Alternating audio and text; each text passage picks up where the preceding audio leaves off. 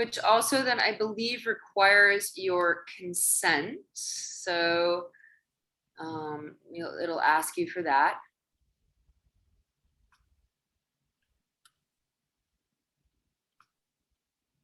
All right, well, let's roll, because we, as Diane and I found out, we have a lot to talk about.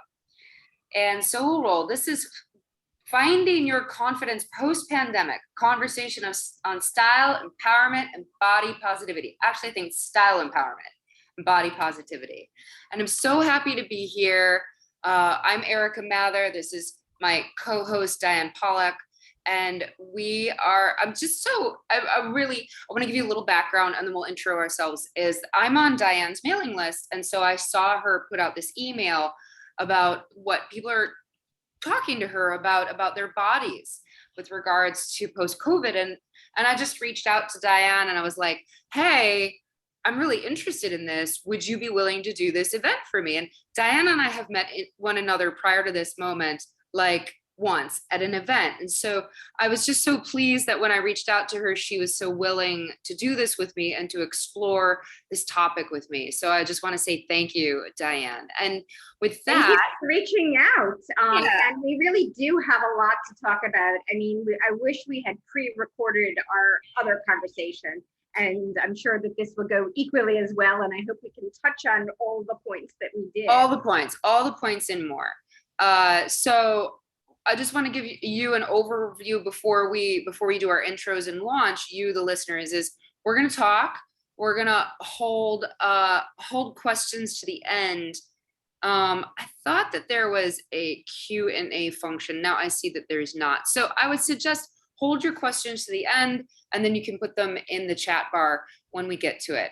So that'll be the format. And Diane, would you intro yourself, please? Definitely. So I'm Diane Pollack of Style Empower.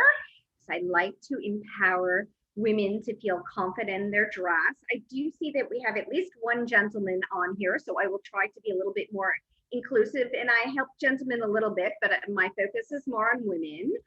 I was fortunate to be blessed with creativity. So growing up, it always came out in my jewelry making and recreating my clothing, which led to a 20-year career as a clothing designer. And there I really learned about fabric fit and construction, and also to really design garments for who your customer is, knowing their style and their price and all of that, not just what I would want to wear or what I would want to design. And more recently, I started Style Empower. I sort of segued out of design, and I mostly work with women in their closets to help them feel confident in their wardrobe with a more focused eye on what is flattering, which we're going to talk about, how to create outfits and what are the missing pieces without just aimlessly shopping. And I know the feeling of feeling confident in your dress. I know when I get dressed and put on something that I feel fabulous in, I, hold myself in a certain way and feel confident and radiant. And so I like to help my customers do so. And also I am currently working for Nordstrom doing some digital styling. So I have another angle and hand in help to get my customers some items through that. Cool. Thank you so much.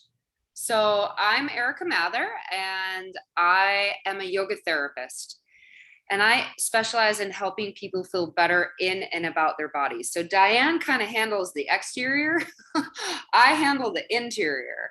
And I'm the author of a book called Your Body, Your Best Friend, End the Confidence Crushing Pursuit of Unrealistic Beauty Standards and Embrace Your True Power. And that's really what the book is about. It's about finding out who you are independent of the beauty standards that come at us from the outside. And through that, discovering what is your true power, which seems so very vague. But the process of self-discovery does put you in touch with that. And then that, I think, is part of the way that we generate confidence, that we generate confidence, which is a projection externally of how we feel about ourselves internally. So self-esteem is how you feel about yourself inside. Confidence is like how people read you from the outside. And I am a yoga therapist, so I help people with their bodies specifically. And I also run some coaching programs where I help people handle the challenges of their thoughts and their minds. Diane, I muted you for a moment, so you'll have to unmute yourself. Yeah. Hang on, you're still muted. Unmute yourself. Yeah. Thank you so much. Landline that never rings, excuse me. Of course, that's the way it always works.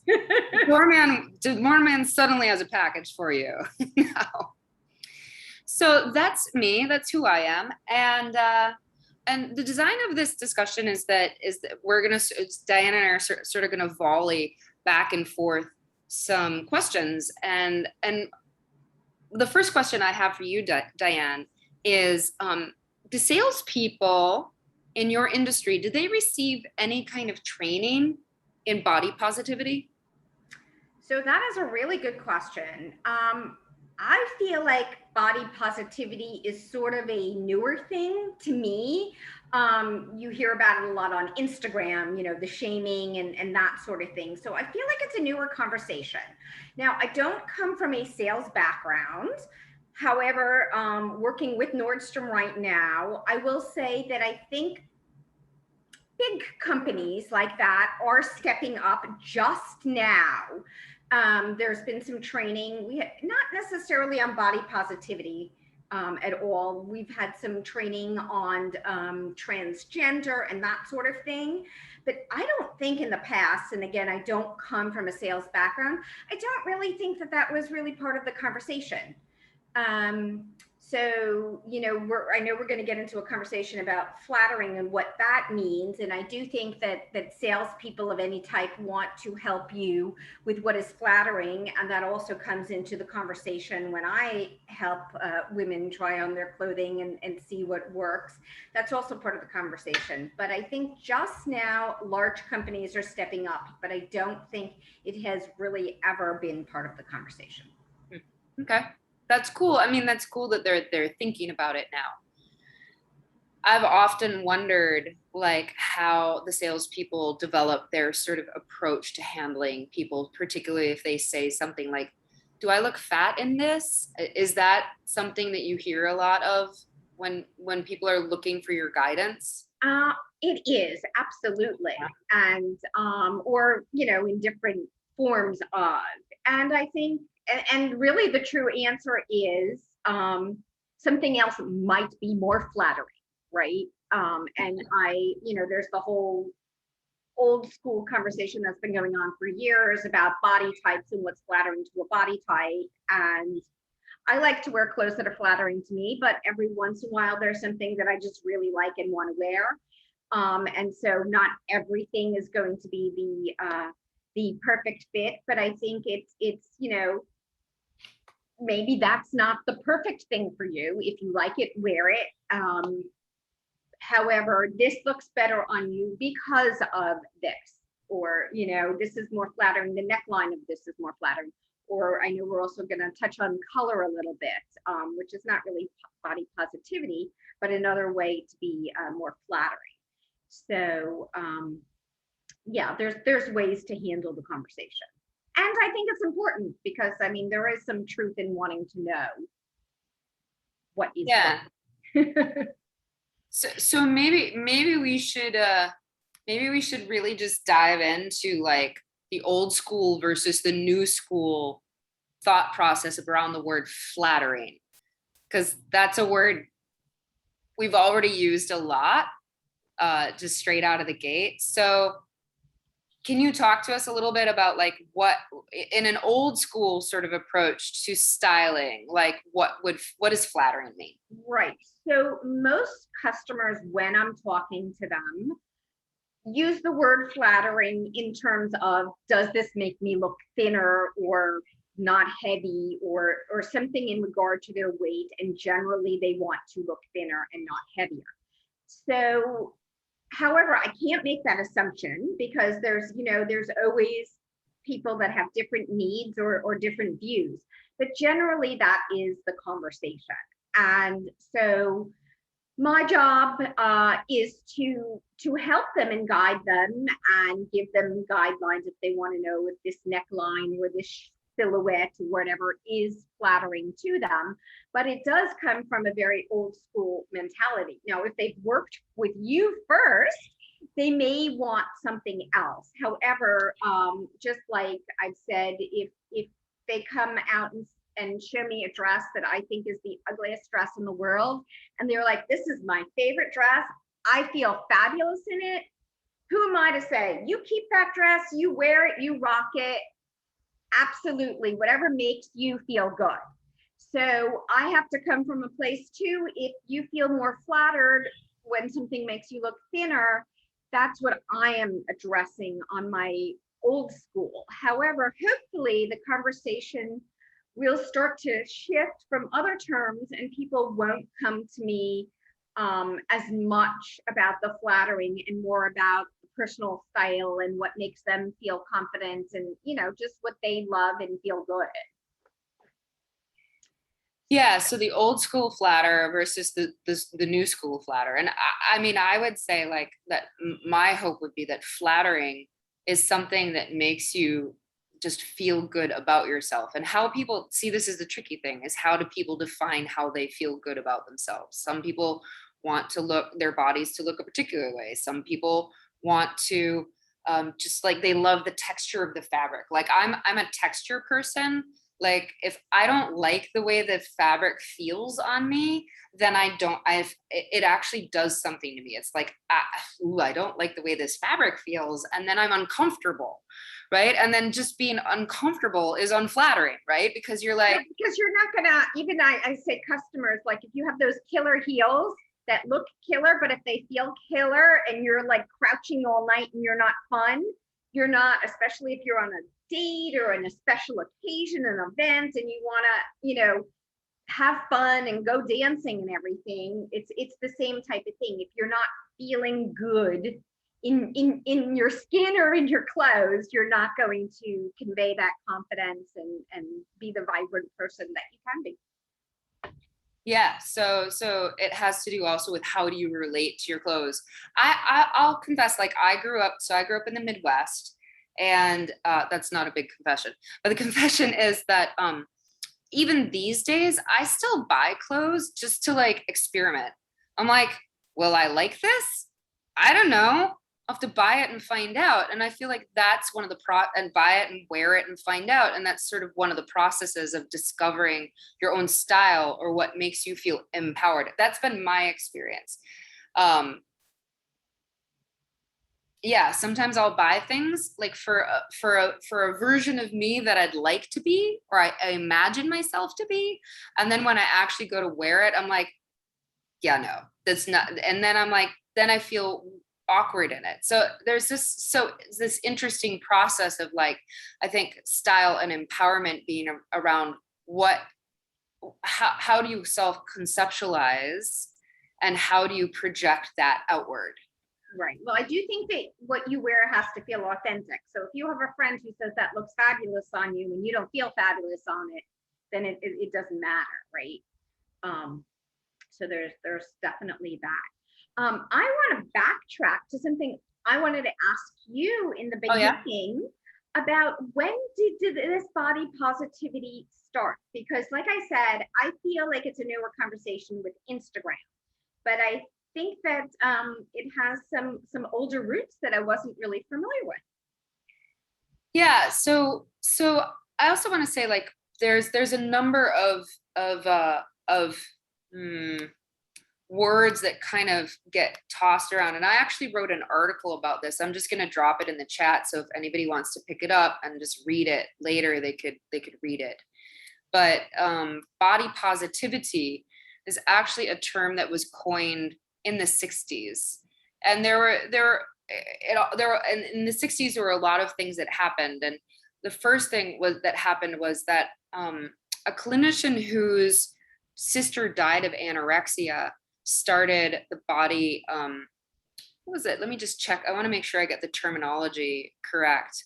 The body positive movement in response to this death. So first there was this, and it was around really pushing back against diets and the notion that people need to be thin, because actually anorexia is the most underdiagnosed psychiatric disorder that has the highest mortality rate of any psychiatric disorder.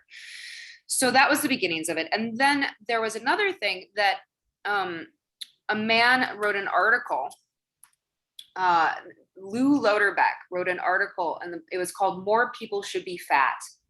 And what he was doing in this article was documenting the social struggles of people who are fat.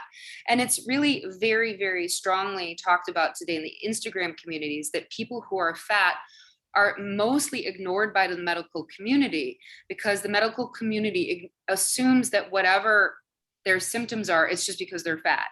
I was actually talking with one of my students about this last night at dinner. Her mother's health has been deteriorating, and every doctor just tells her to lose weight, and nobody's actually looking for, could there be something wrong with this woman that isn't just that she is, by medical standards, overweight. So there was that, and this is, I think, a very important topic, of how in the body positive movement. But the body positive movement also was in many ways a fat positive movement, right? So there was fat activism, fat positivity, right? As that article suggested, more people should be fat, which maybe I haven't actually read the whole article in a long time, but it also is pushing back against diet culture, because diet culture is a very strong control mechanism for women and men. And then there was a third piece that started, was that some other clinicians, all these people are mostly in California. Lou Lauterbach, I believe, was in the Midwest, but in California, some other clinicians started a movement called Health at Every Size. And you may have heard of the HAES movement, but the Health at Every Size is doing work to destigmatize being fat, and also to create a space where all different kinds of body types could be healthy. Because unfortunately what's happened is that the medical establishment has mostly led us to believe that only thin people are healthy and fat people are not. And that is not the case. This isn't a binary.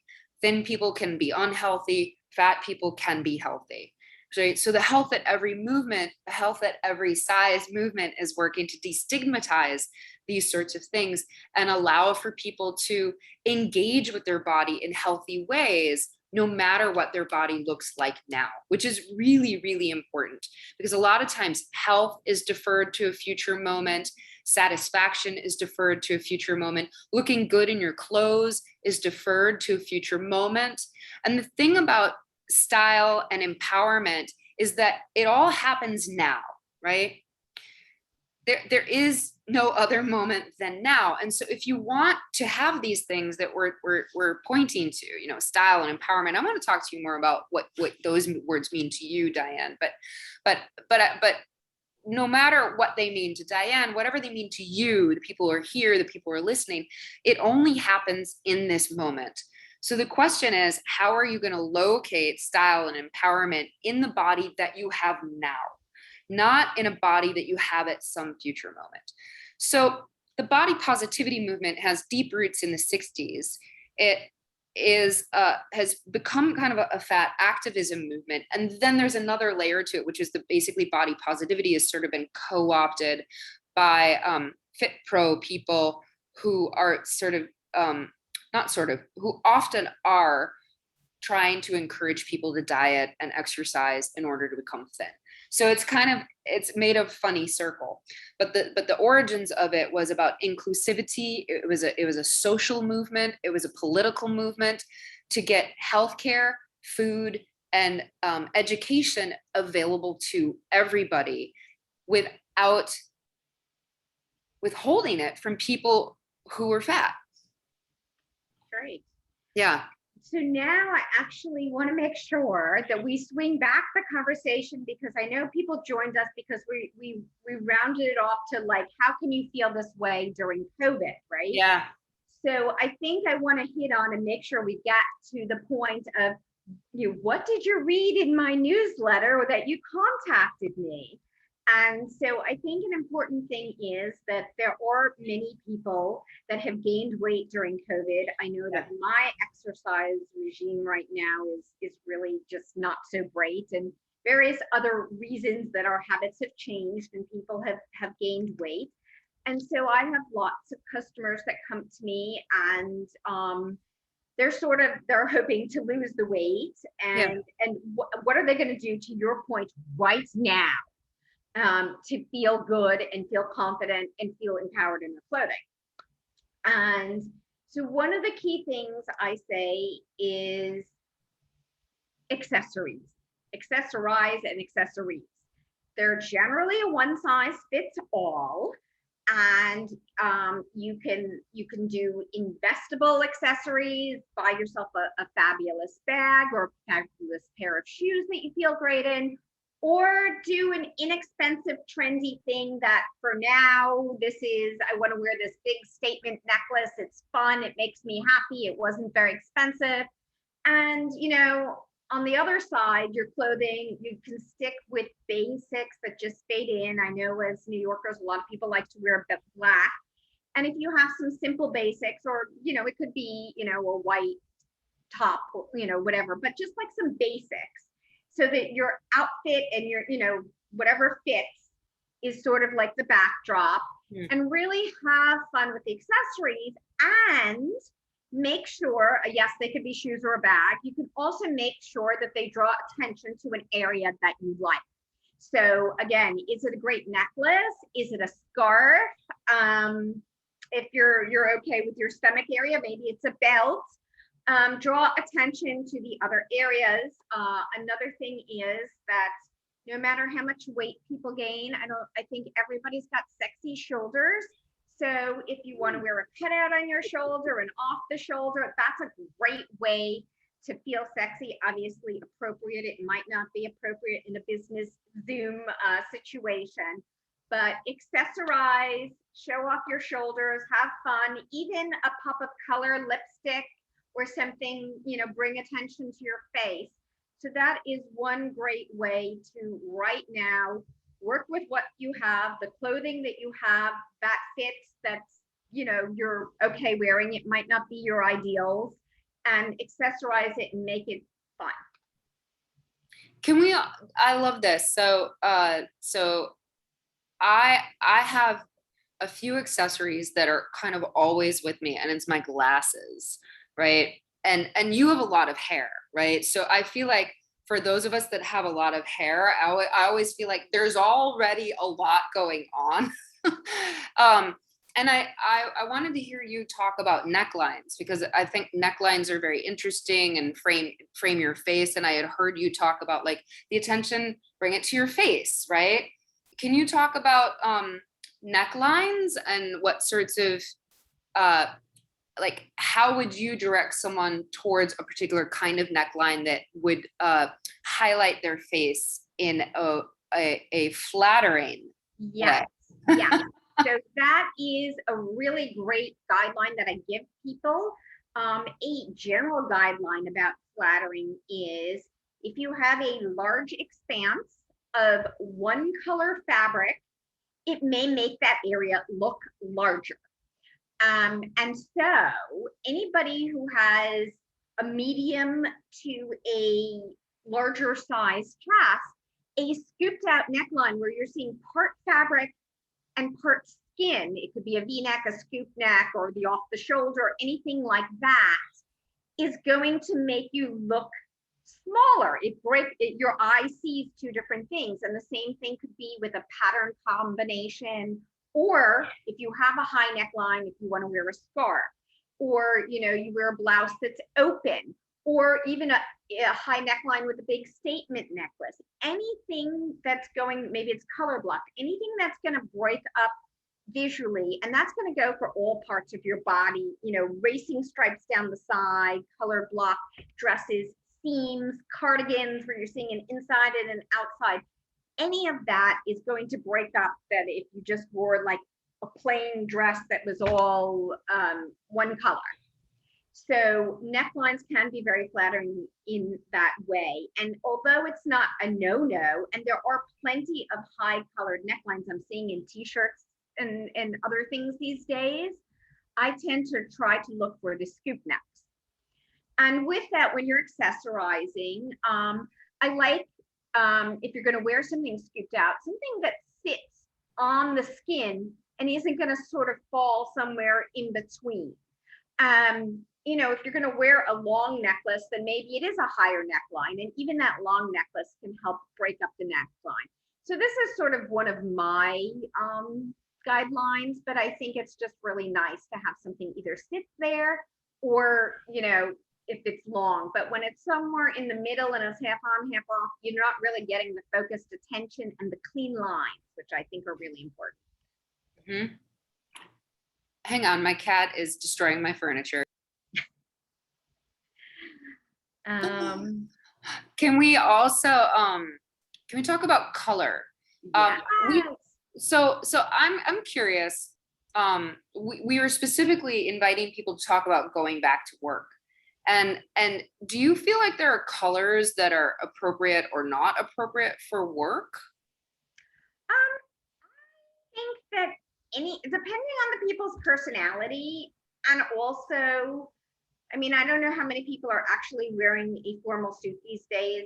Yes, if you are going to a truly career corporate job, maybe you don't want to wear the bright orange blazer that I might wear.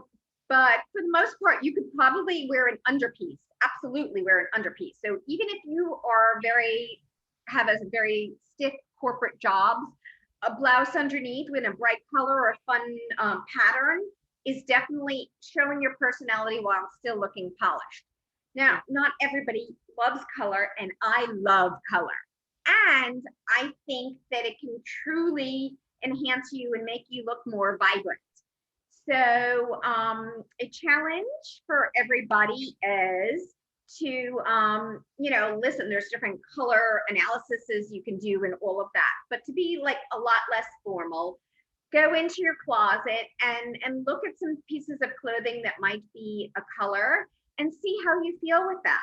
So for instance, even though like we may all own like some tan, beige, or oatmeal, next to Caucasian type skins, it's not that great. It kind of blends in, and even with darker skins, more vibrant colors are just more interesting. So, you know, it's okay to own them. Like I was saying, there's things that don't necessarily flatter you, but I'm going to be drawn to bright colors because I know they work on me.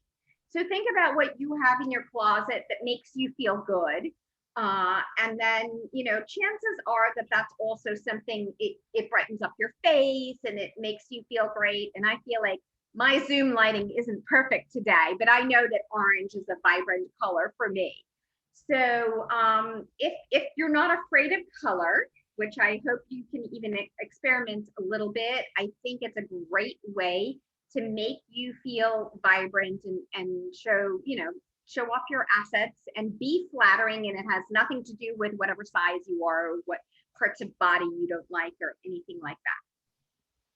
Thank you for that. I also feel like sometimes when people aren't feeling good about their bodies, they tend to gravitate towards drab colors, like it's a way of hiding. So it's one of the things that I try to spot. Well, actually, I'm trained in my yoga training to spot in my teacher trainees, but also I see this in my clients who I coach, that when they're not feeling confident, they tend to use their clothes in order to hide. And that's interesting because at your job,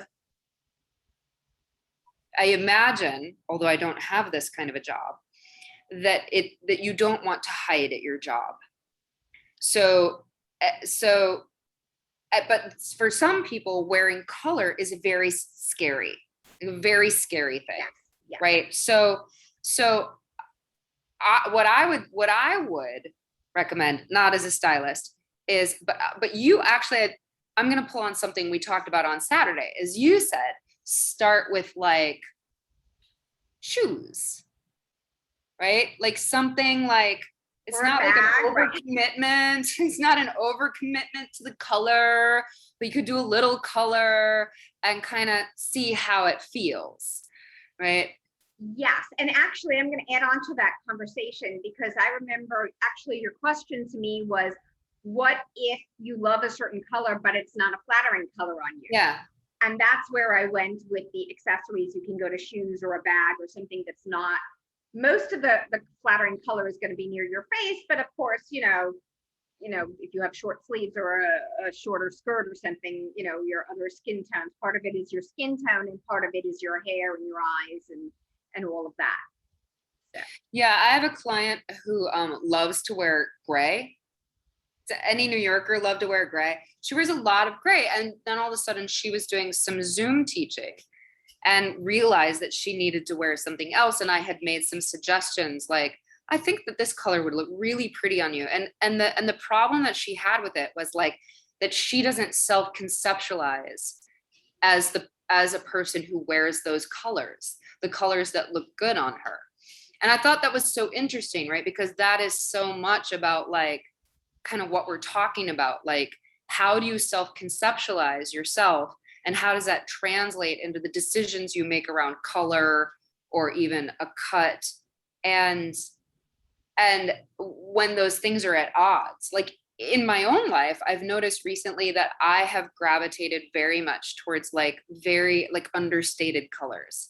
Like this is, it's purple. Like purple's sort of my signature color. I would say it's purple, but it's understated. Like it's like, oh, it's purple, but it's not like purple. Yeah, it actually looks a little like tan grayish.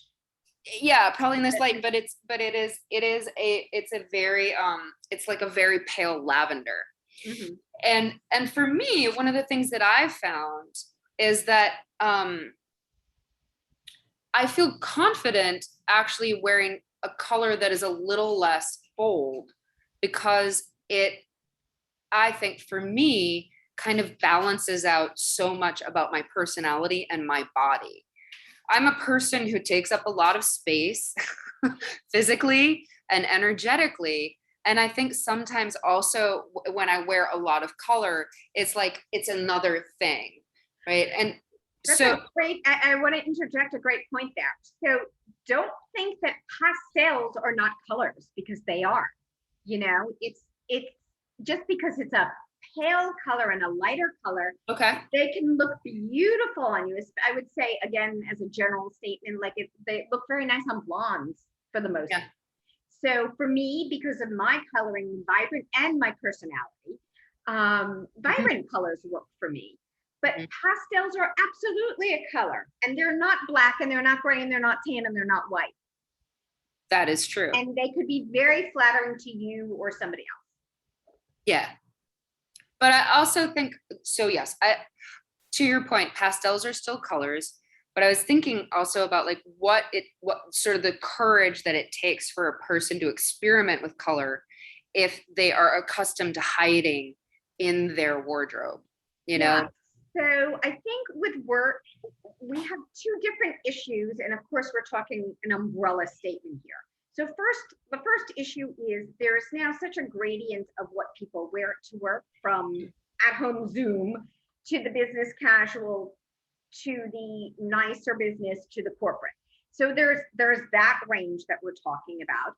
And then we're talking about people's personalities. And I had mentioned before about feeling authentic.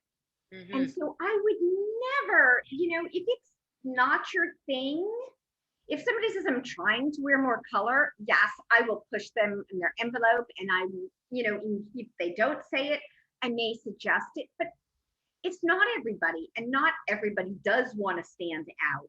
And so there's a lot of conversations, as I know you had told me when you work with your clients, about different things. And so big vibrant color is not for everyone. Pastel color is not for everyone. Do they want to stand out? There's different ways to address, your wardrobe.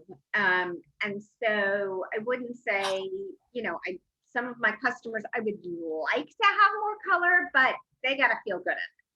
Yeah. I'm looking at the time, and I wanted to invite Q&A. And we have a few minutes for Q&A.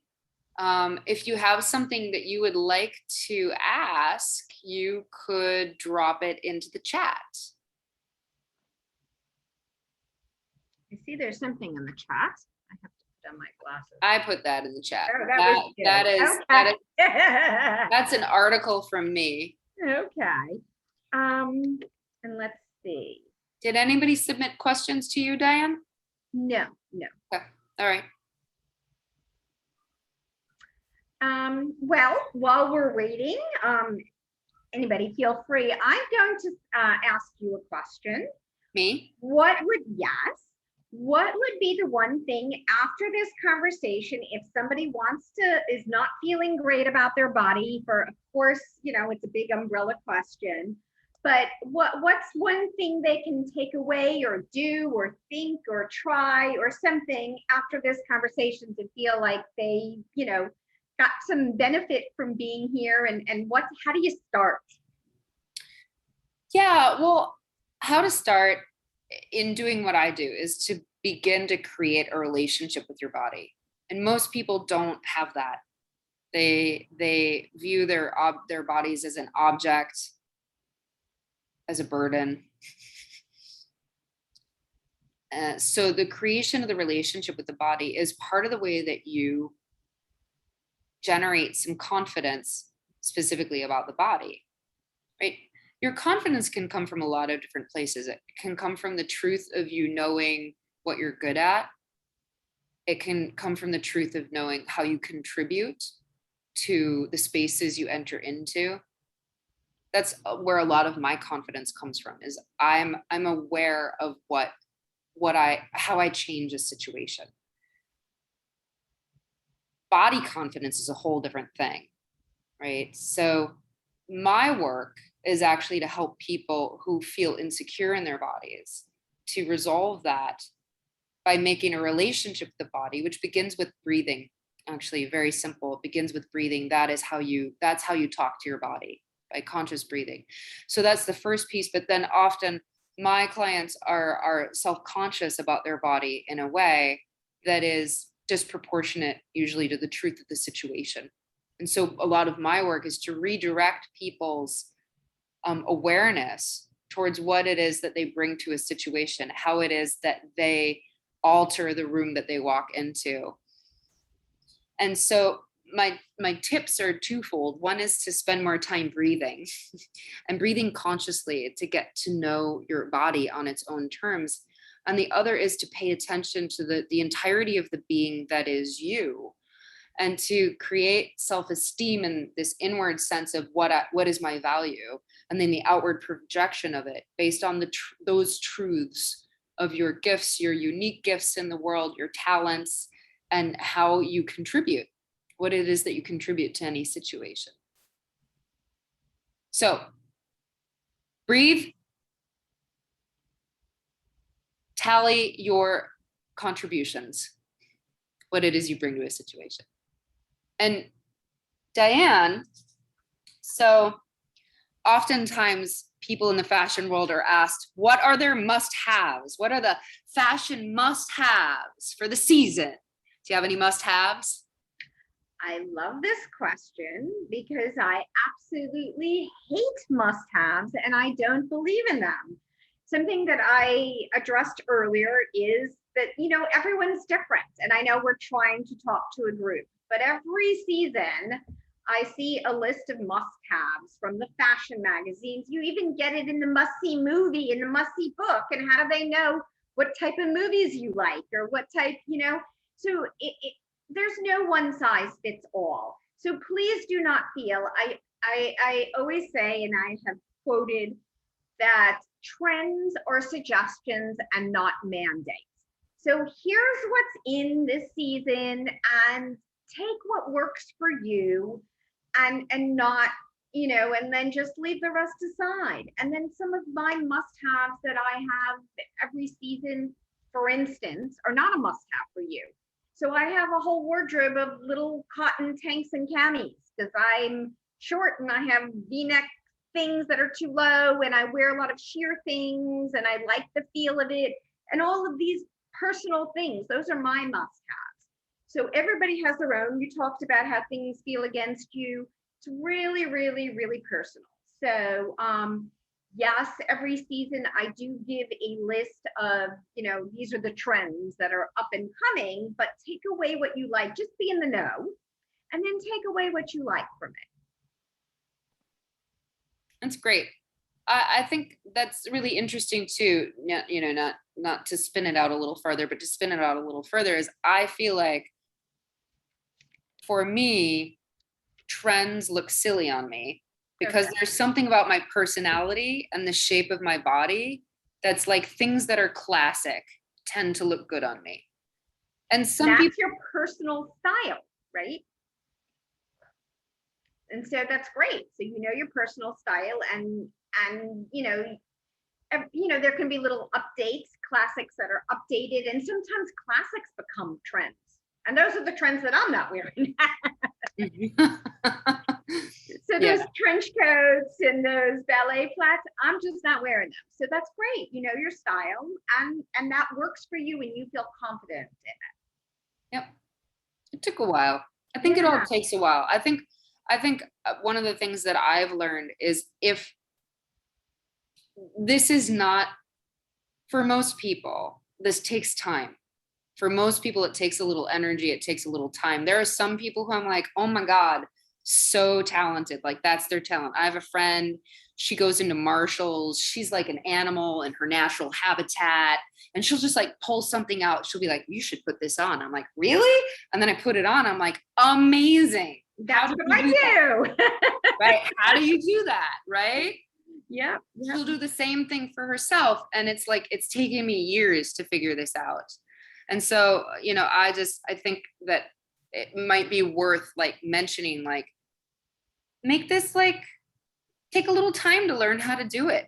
I think that it's also part of getting to know yourself. And that's part of what I'm teaching is that getting to know your body is an aspect of getting to know yourself, but also getting to know your preferences, getting to know what fabrics you like and what you don't like, getting to know how tight you like things to fit around your waist, or how much or how little you like to be squeezed.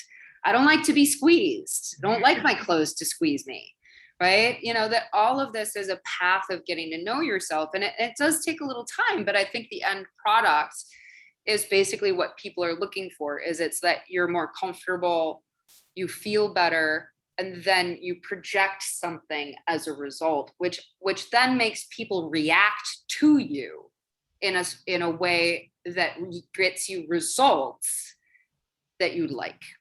Oh, you said it for me. Absolutely. Yep. Definitely. And I do have one more little go-to piece of advice to take away with everyone. I know that a lot of us have spent some time going through our closets, getting rid of things, and seeing that maybe what worked prior to COVID is no longer necessary. Your working environment has changed, or just, things don't look good anymore. And I've really cleaned out a lot in my closet, and I'm fine. And I haven't been as shopping as much either. So I feel like, a lot of us are in this boat. And then I'm, for the first time, who used to be shopping all the time and always filled in. And now I'm feeling a little bit like, I have nothing to wear either, which is what I help people with.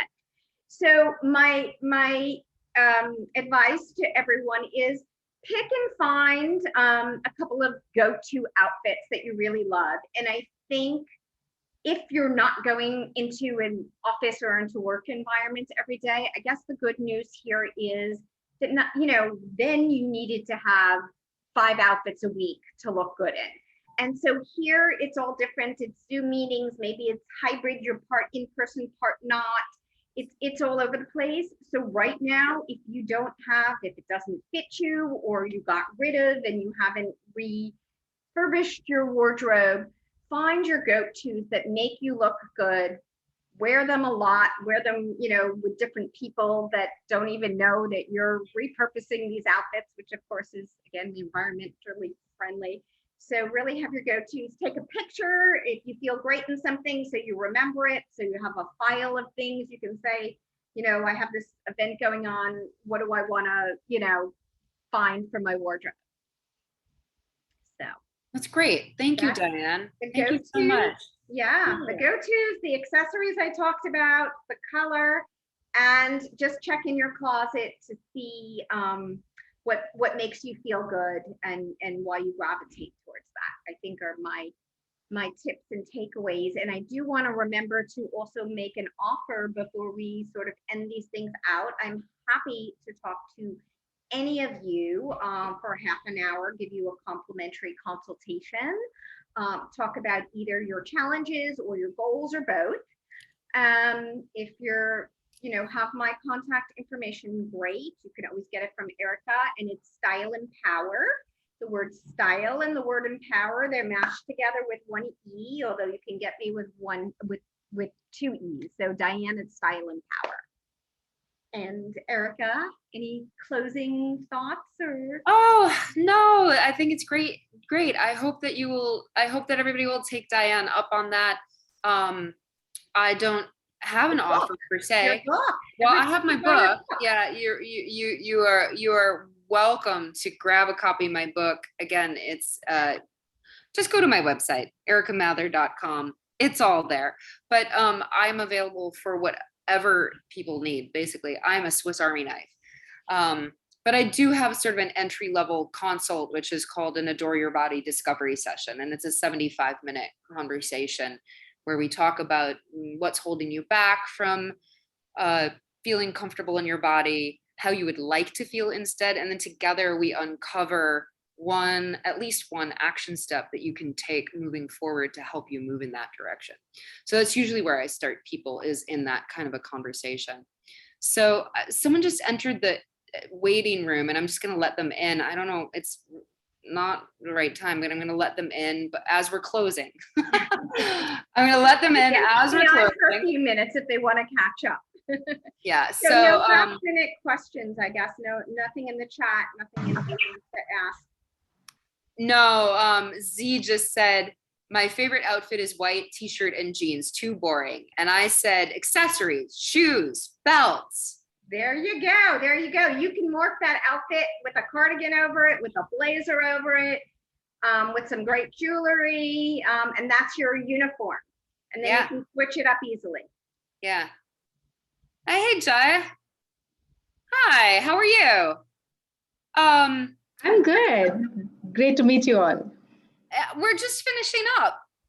I lost track. I'm on everybody, and just see if anybody wants to chime in about anything. Maybe they didn't want to write it in the chat, but they want to say hi. But anybody who's got to go, we respect your time and thank you for joining us. Well, Jair, I'm gonna send you the recording. Okay. Yeah. So sorry. Are you in New York? No, I'm in Seattle, and I was free at 3:30, and I just lost track. I was just doing something, and I was like, oh, okay. So I'll look at the recording for sure. But great to see you, Erica. It's been a minute. It's been such a minute. It's wonderful to see you. Yeah. I would have loved to have had you here. Well, just shoot me an email and let's catch up, okay? Let's do that for sure. I'd love that. I would love that so much. And just the email, Erica, whatever I got on the. Yeah. Yes. Yep. Just my email, that goes straight to me. Okay. Okay. Thank you, Diane, for your time. Thank you, everybody who was here. And thank you, all of you, for listening to the recording. And I hope that we will be in touch soon. Sounds great. All right. Bye, everyone. Bye. Bye.